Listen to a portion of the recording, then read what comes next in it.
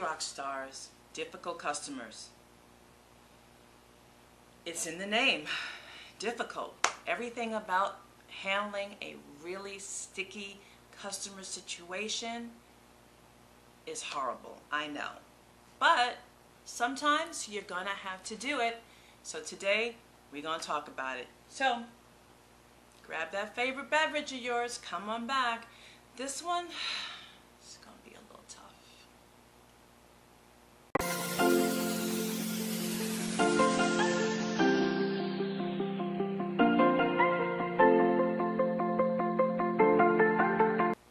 Hi, I'm Cherie Santiago, aka the Corporate Concierge, where I help people start businesses, stay in business, and do what they love. Let's talk about something that we don't love. Difficult customer situations. Yeah, it's part of the business. You decided to go on your own and you have the audacity to create a product that everybody wants and you're making tons of money. From my mouth to God's ears, you're making tons of money, and with that you're going to get all different types of people. Now, we wish that everyone is the perfect client, that they come in, they love everything about what you have to provide for them, they pay for it. In some instances, they may even tip you and give you a little extra. They tell the whole world about your product, and you're just living the Viva Loca. Unfortunately, it doesn't always happen like that every day. You are going to run into that customer, that persnickety customer, who is going to be nitpicky, who is going to want more for what they are paying for, and who is going to make your life an absolute, I'm not even going to say it, you know what it is. It ain't going to be easy, okay? But there's ways around that. The first thing is, let's talk about customer recovery situations. Let's talk about if, in fact, you have a product that, God forbid, malfunctioned, didn't quite meet the standards. Something happened, or it arrived broken. When it got there, it's not doing everything it's supposed to do, or you provided a service and it just didn't come through as discussed. The customer at the end of the day just wasn't happy about whatever it was. We all know that saying, the customer is always right. I have a different take on that though, because I deal with a lot of customer situations in my professional career and as an entrepreneur. And the customer is not always right, quote unquote right. However, it is up to us to make the customer happy. It is up to us to satisfy the purchased need. Remember, I said that, satisfy the purchased need. Okay? Some people, you never know what goes on in someone's life. I come out of the parking industry. I was in the parking industry for a while, where people would park their cars at our locations, and they would leave their car and they would get on their flights and come back and we would shuttle them to the airport and come back and get their cars. And you never know what goes on in a person's life. We don't know why someone was traveling. God forbid, they were going to bury their parent. Something happened, and they're coming back and their emotions are a mess and they take that out on you. I'm not saying that it's right. What I'm trying to say is that it's not personal. Don't take it personal. We don't know why people act the way that they act, but it's really up to us as the professional to neutralize the situation and win them over. When I get a difficult customer, it is like, okay, bring it on. All the customer service training that I have, I'm pulling it out. I am pulling out the vocabulary that I need to use, the particular language I need to use to de-escalate a situation. I am pulling out, okay, what do I have at the ready? What type of discounts can I provide to them to make this customer happy? What's in my arsenal? Is that how you do that? I don't know nothing about guns. But what I'm saying is, what can I use in my arsenal to help this customer and win this customer back and have this customer come back, even though this particular moment doesn't make them so happy. Okay?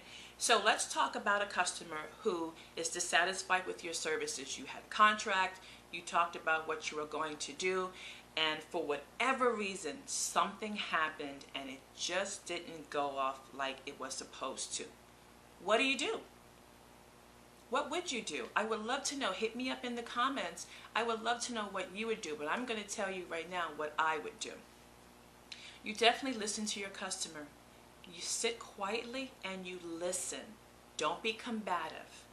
We all have a very close connection to our services and to our product, and God forbid someone is to say something negative about it. It doesn't feel good. I get that. But we don't learn, we don't know how to correct until we hear what's wrong. So you have to make sure that you're open and just listen to what the customer has to say. Hear everything, even in their anger, if they're yelling or what have you. You could always tell someone, I know you're upset, Mr. Brown, but it's best that we discuss this so that we're calm, so that I don't miss anything. And listen to them. And that way, make your notes, take your notes down, and as you're listening to them, start thinking of how you can correct this right away. Because customers want a response to their complaint, don't you? I mean, if something is wrong and you're contacting someone, you want a resolution. So you need to make sure you're resolution ready, you're resolution driven. What can you do to fix this?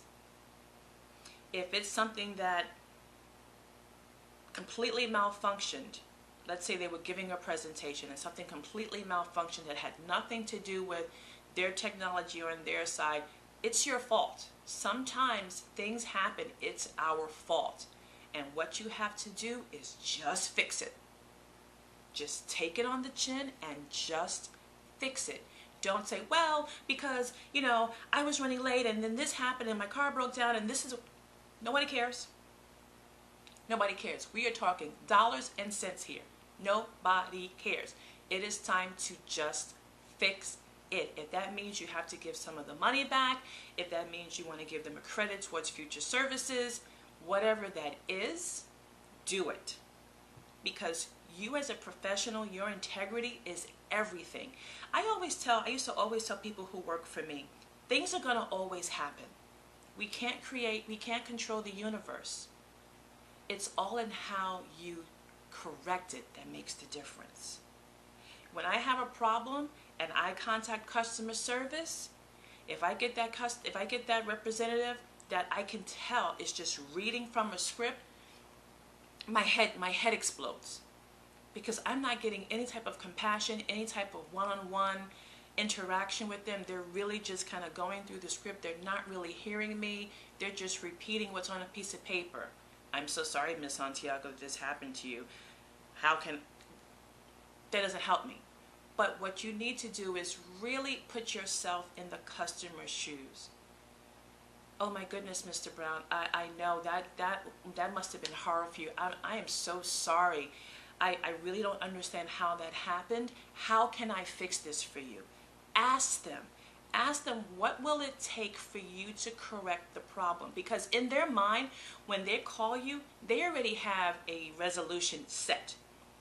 They already have an expectation as to what they want you to do.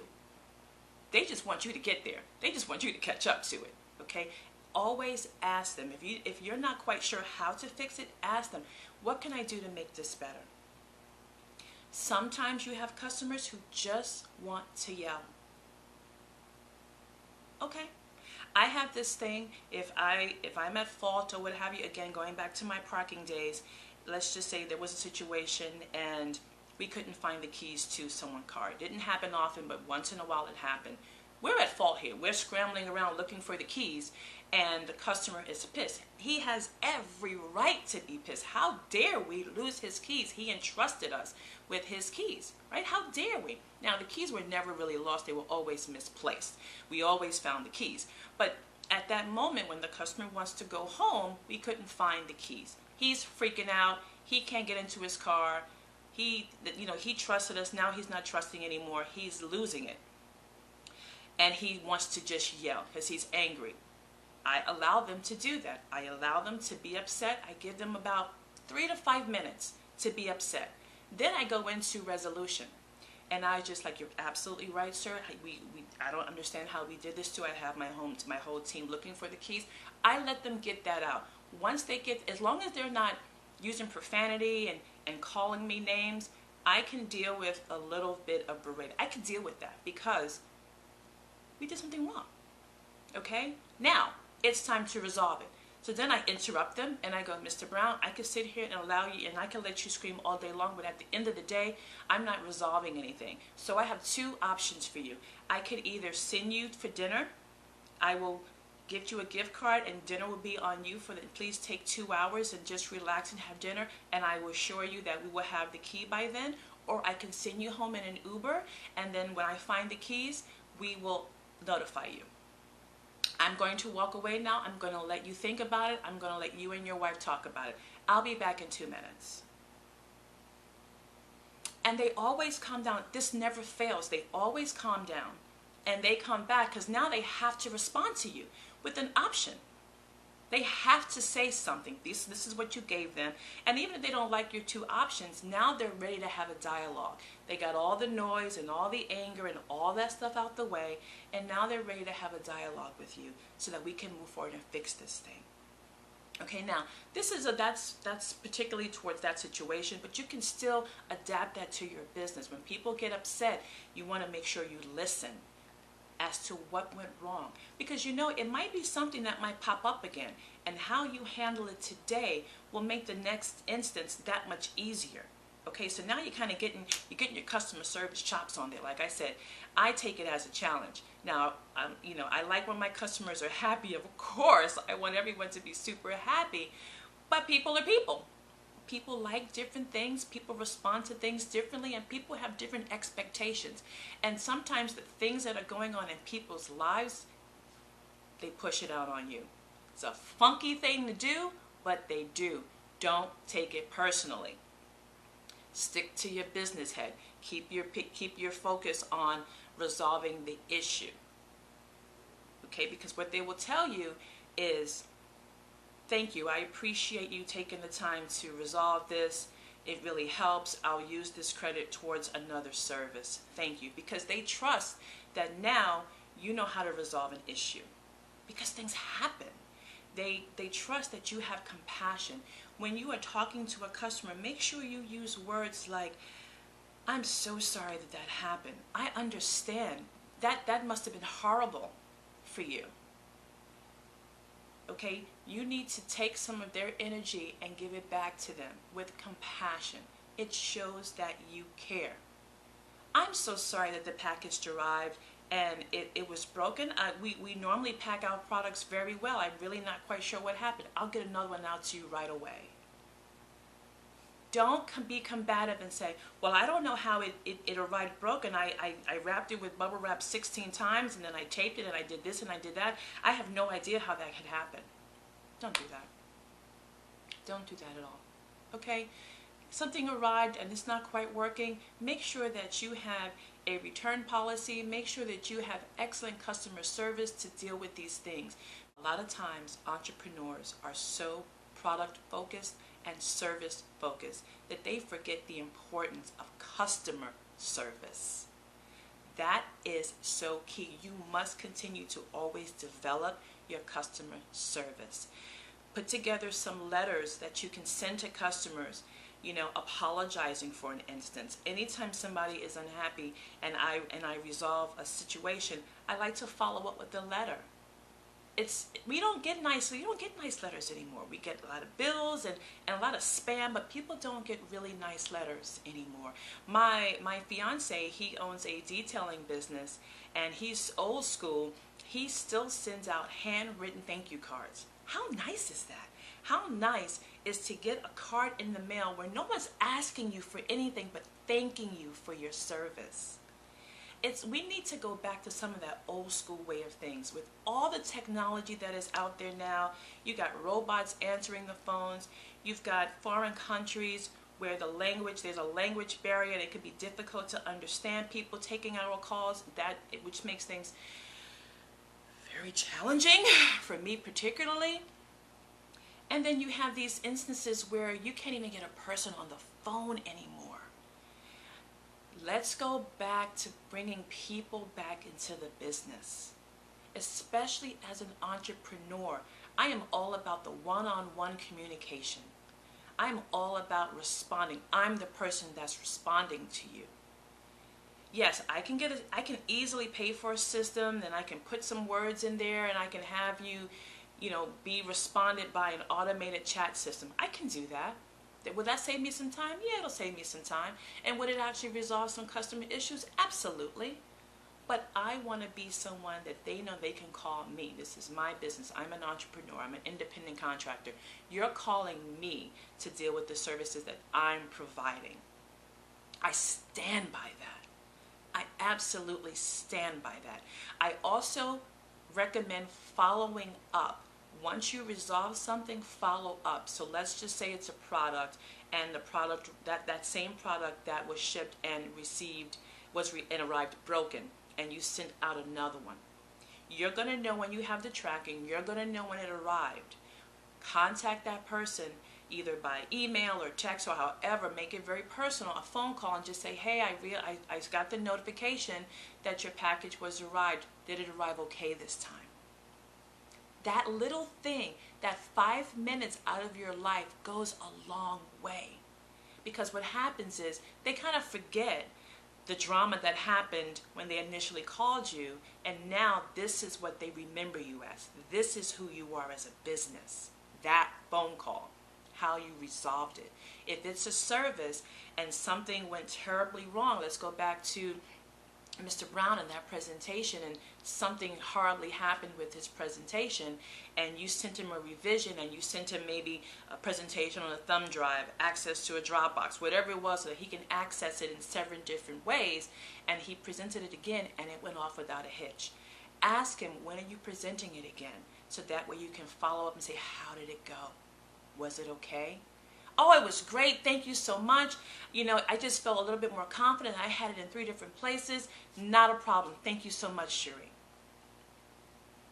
It's not hard, okay? Dealing with difficult customers. If you don't remember anything else from this video, when dealing with difficult customers, just fix it. Just fix it. Don't fight. Don't be combative. Just fix it. Forget about the customer is always right. You want to make sure the customer gets what they paid for. Okay? I hope this helped you.